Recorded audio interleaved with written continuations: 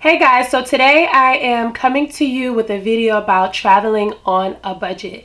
I'm fresh from Brazil and I always get questions about like, how do you travel so often? It's so expensive. How do you do it?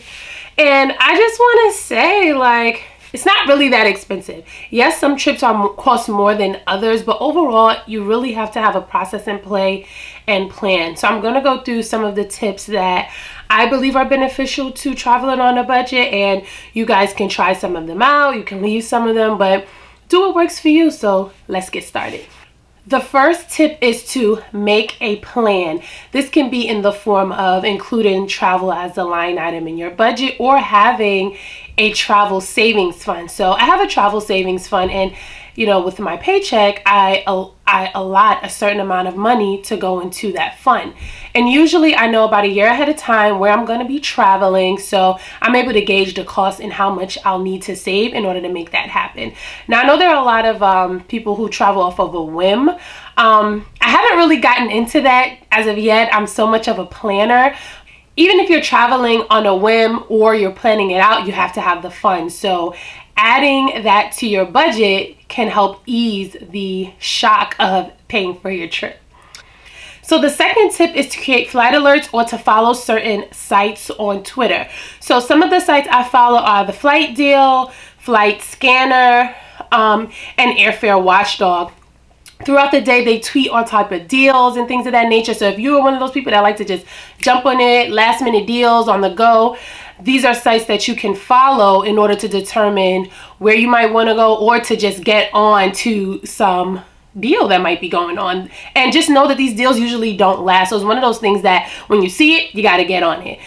Creating flight alerts, what you can do is like if you use tools like Orbitz,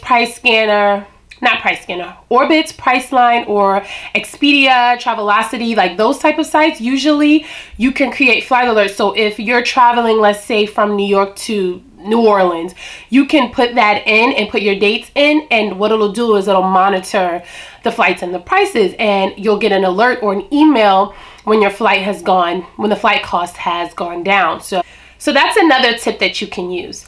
The third tip are what I would say are non-traditional stays. So that includes things like hostels or Airbnb, for instance.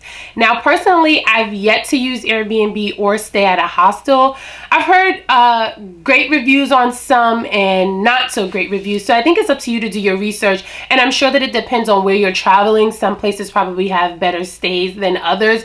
But I definitely know it's cheaper than staying in a hotel. And you'll have the option to cook breakfast or other meals to save you some money. So it's definitely a way to save on lodging, especially if maybe you didn't save so much on the flight. You may be able to make up for that in lodging. So my fourth tip is airline miles and or hotel points. So if you fly often, you should definitely be signing up for flight miles from the different airlines that you travel on, because what'll happen is that the miles will add up and you'll be able to either apply it to the final cost of a flight, or sometimes if you fly a lot and you rack up those miles, you'll be able to fly free. The same is with hotel points. You sign up for their rewards points, and as you stay, your points add up. So right now I'm signed up with Starwoods, and that includes hotels like Sheraton, Marriott, and when I stay, I get points, and as they add up, I'll either be able to add those points to the final cost of my stay,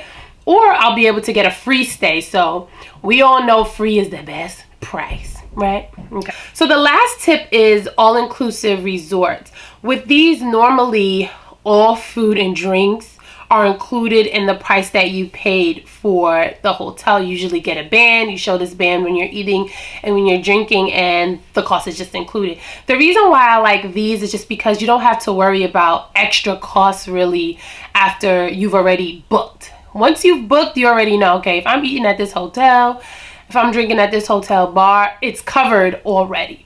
Now, the thing is with these, I only really see them in Caribbean islands. I've yet to really see them abroad, or if you're staying somewhere in the US, they usually don't have them. So it depends on where you're traveling, but I do encourage you to explore that option because it's just usually easier. I don't see them often when you travel abroad. So if you are traveling abroad, a lot of times you have to budget a little bit better because you have to account for eating and drinking and things of that nature, nightlife. So you have to consider those things. But overall, these are my tips for traveling on a budget. All in all, I do suggest planning or at least having funds available for if you are jumping onto a deal, it doesn't shock your pockets. I'm not a huge advocate of just swiping anytime you see something you like, just because if you aren't good at managing your credit or you don't have the funds to pay that bill, you just racked on additional debt, which you probably didn't need. Now, if you don't have the funds available, 9 times out of 10, you might want to reconsider either taking on that trip or that deal and just saving a little bit more so that when you go, you don't have that whole buyer's remorse, like, I'm on vacation, I'm having fun, but dag, when I get back, my pockets, you know what I mean? So just think about it. Hopefully these tips were helpful. If you have any questions, please let me know. And that's all. Bye.